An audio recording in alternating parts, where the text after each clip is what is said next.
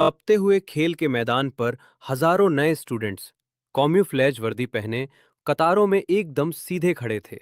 तभी एक भारी और कड़क आवाज पूरे मैदान में गूंज उठी। ट्रेनर, सब के सब एकदम सीधे खड़े रहो।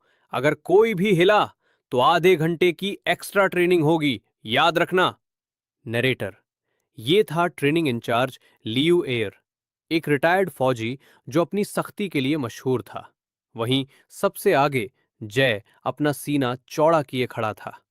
उसके हाथ में एक छोटी डायरी थी और वो अपनी जहरीली नजरों से लड़कों की कतार को स्कैन कर रहा था। आखिरकार उसकी नजरें सबसे आखिरी लाइन में खड़े तुम पर जाकर टिक गईं। तुम वहां बोरियत के साथ खड़े थे। हालांकि तुम्हारा पॉस्चर सही था, पर तुम्हारे चेहरे की बेपरवाही साफ बता रही थी कि तुम इस ट्रेनिंग को जरा भी घास नहीं डाल रहे।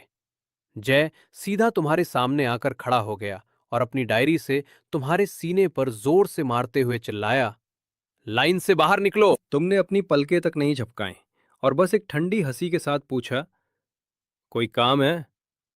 ये खड़े होने का कौन सा तरीका है? क्या ट्रेनिंग में ऐसे खड़े होते हैं? कमर सीधी करो और सिर ऊपर उठाओ। मुझे लगता है तुम्हारा एटीट्यूड खराब है। जाओ, अभी के अभी मैदान के 5 चक्कर लगाओ। जब तक चक्कर पूरे नहीं होंगे, खाना नहीं मिलेगा। 5 चक्कर, यानी पूरे 2 किलोमीटर। 35 डिग्री की इस झुलसाती गर्मी में 2 किलोमीटर दौड़ने का मतलब था अधमरा हो जाना। लड़कियों की कतार में खड़ी शेन मैंक्सी की भौहें तन गई।